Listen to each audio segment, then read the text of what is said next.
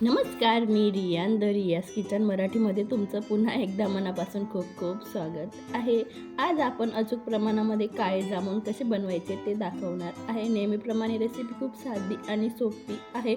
अगदी कुणीही बनवू शकेन एवढ्या सोप्या पद्धतीने तुमच्यासोबत मी रेसिपी शेअर करणार आहे. म्हणून व्हिडिओ न स्किप करता कंटिन्यू बघत राहा. चला मग व्हिडिओला सुरुवात करूया. मी तर सर्वप्रथम चासणी बनवण्यासाठी गॅस ऑन करून कढई गरम करण्यासाठी ठेवलेली आहे, बघू शकतात. तर आता मी त्याच्यामध्ये 2 वाटी साखर घेते. तर तेवढंच आपल्याला 2 वाटी पाणी घ्यायचं आहे. इथं मी 2 वाटी पाणी घेऊन घेतलेलं आहे, बघू शकतात तुम्ही. आता आपल्याला व्यवस्थित मिक्स करून घ्यायचं आहे. आपल्याला अगदी चासणी बनवायची, इथं पाक वगैरे अजिबात बनवायचा नाही. अगदी आपल्याला हलकं चिकट झालं तोपर्यंत आपल्याला चासणी बनवून घ्यायची. याच्यात मी 8 ते 10 केसर काड्या ॲड करते. अगदी ऑप्शनल आहे, याच्याने टेस्ट खूप छान येतो आणि चासणीचा कलर देखील सुंदर दिसतो. तुमच्याकडे असेल तर तुम्ही आवर्जून घाला. इथं मी 3 मिनटं व्यवस्थित साखरला मिक्स करून घेतलेलं आहे, बघू शकता तुम्ही. आता आपण सर्वात शेवटी इथं मी हाफ टेबलस्पून वेलची पूड ॲड करते. बघू शकता त्या पद्धतीने आपल्याला चासणी बनवून घ्यायची. अगदी सेंटरमध्ये उकळी येते तोपर्यंत आपल्याला गॅस ऑन ठेवायचा आहे. इथं मी आता गॅस बंद करून दिलेला आहे. आता आपण झाकून साईडला ठेवून देऊया. इथं मी एक ताट घेते. त्या ताटमध्ये मी इथं 250 ग्रॅम खवा घेतलेला आहे विदाऊट शुगर आणि मी तो होममेड 70 ग्रॅम पनीर घेतलेलं आहे. हे 250 ग्रॅम खव्यासाठी अचूक प्रमाण आहे साखरचं आणि पनीरचं. तुम्ही या पद्धतीने बनवला तर कधीही तुमची रेसिपी फसणार नाही काळ्या जामुनची आणि अगदी रसरशीत आणि जाळीदार बनतील. ता तुम्हाला जर खवा बनवायला जास्त मेहनत घ्यायची नसेल तर तुम्ही खव्याला अर्धा तास पहिले फ्रीजच्या बाहेर ठेवून चाळणीने चाळून घेतलं तर खवा सॉफ्ट पण होतं आणि एकसारखं टेक्स्चर येतं.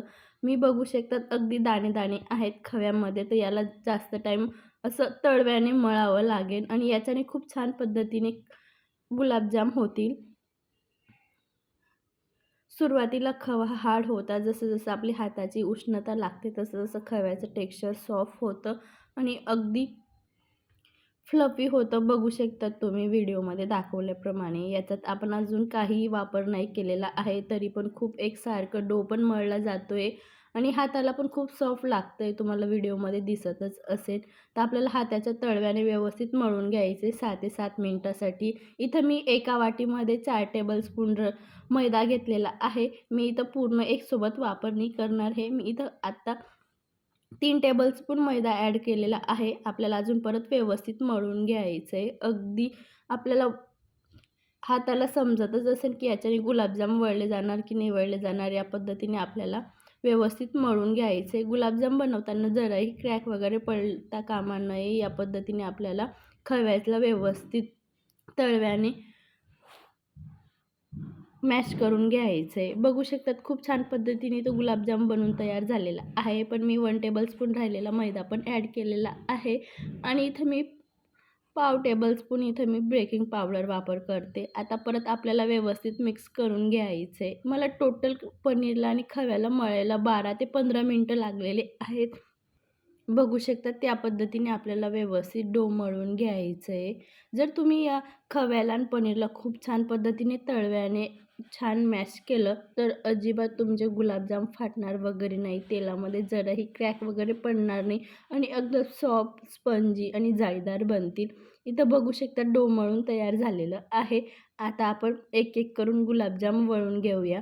जराही क्रॅक वगैरे पडणार नाही या गोष्टीची तर खास काळजी ठेवायची. जर तुम्ही पहिल्यांदा बनवत असाल तर तुम्ही एक गुलाबजाम बनवून तेलात तळून देखील शेकतात की गुलाबजाम फाटतोय किंवा त्याला क्रॅक वगैरे पडताय किंवा तो आत कच्चा राहतोय का? तर नंतर तुम्ही पुढचे गुलाबजाम देखील बनवू शकतात. तर इथं मी असेच करून आता सर्व गुलाबजाम बनवून घेणार आहे. बघू शकतात मी इथे एक स्पून घेतलेला आहे. त्या स्पूनने घेते जेणेकरून सर्व गुलाबजाम एकसारखेच येतील. मी इथं तुम्हाला 3 ते 4 गुलाबजाम बनवून दाखवलेले आहेत. आता सर्व गुलाबजाम मी तसेच बनवून घेतलेले आहेत. बघू शकता तुम्ही. गुलाबजाम बनवायला फारसा टाईम वगैरे लागत नाही. अगदी पीठ मळायलाच थोडा टाईम लागतो. इथं मी दुसरीकडे गॅसवर तेल गरम करण्यासाठी ठेवलेलं होतं.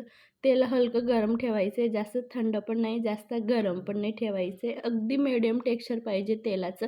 या पद्धतीने तेल राहिलं तेव्हाच आपल्याला एक-एक करून गुलाबजाम सोडायचे आहेत. आणि गुलाबजाम तळताना गॅसची फ्लेम मंद पण नाही आणि हाय पण नाही. मंदच्या आणि हायच्या मध्ये ठेवायची आहे, जेणेकरून गुलाबजाम तळताना खूप छान पद्धतीने आतपर्यंत तळले जातील. आणि गुलाबजाम तळताना पेशंट ठेवायचे असतात. गुलाबजाम तळायला मिनिमम 9 ते 10 मिनिटं एका बॅच तळायला लागतात, काळे जामून तळायला. आणि डायरेक्ट आपल्याला तेलात सोडताच गुलाबजामुन स्पून वगैरे लावायचा नाही. हलकं तेल ढवळत राहायचे, जेणेकरून गुलाबजाम खाली वरती होतात आणि सर्व साईडने व्यवस्थित ते फ्राय होतात. बघू शकतात हलका कलर चेंज व्हायला लागलेला आहे. पण आपल्याला इथं काळे जामून बनवायचे, म्हणून आपल्याला पूर्ण डार्क ब्लॅक कलर करायचा आहे. आणि जसे-जसे गुलाबजाम तळले जातात, तसे-तसे तेलाचे बुडबुडे पण कमी होत जात आहेत. बघू शकता तुम्ही व्हिडिओमध्ये दाखवल्याप्रमाणे. आणि गॅसची फ्लेम मी इथं लोच ठेवलेली आहे शेवटीला. जसे-जसे गुलाबजाम तळले जातात, तसं-तसं तेल जास्त गरम होतं. त्यासाठी शेवटीला गॅसची फ्लेम आपल्याला लोच ठेवायची आहे. मी आता सर्व गुलाबजाम असेच तळून घेणार आहे. मी 2 भागामध्ये गुलाबजाम तळलेले आहेत. बघू शकतात अगदी काळे गुलाबजाम आणि अगदी बाकीचे ब्राऊन टाईप केलेले आहेत. माझ्याकडे 2 प्रकारचे हवे होते, त्यासाठी मी ते 2 प्रकारचे केलेले आहेत. तुम्ही अगदी काळे जामून बनवले तरीही चालेल. आता आपण सर्व गुलाबजाम पाकात सोडून 3 तासासाठी साईडला ठेवून देऊया. 3 तासानंतर दाखवते. इथं आपले काळे जामून खूप छान पद्धतीने मुरले गेलेले आहेत आणि खूप सोप्या पद्धतीने मी तुमच्यासोबत रेसिपी शेअर केलेली आहे. अगदी तुम्हाला एक गुलाबजाम कट करून पण दाखवते, किती रसरशीत आत जाळी पण पडलेली आहे आणि तोंडामध्ये टाकताच खूप छान टेस्ट येतो. अगदी माउथ अँड मेल्ट. व्हिडिओ आवडला असेल तर शेअर करा. चॅनलवर नवीन असाल तर प्लीज सबस्क्राईब करा. अशाच छानशा रेसिपीसोबत भेटूया. तोपर्यंत धन्यवाद.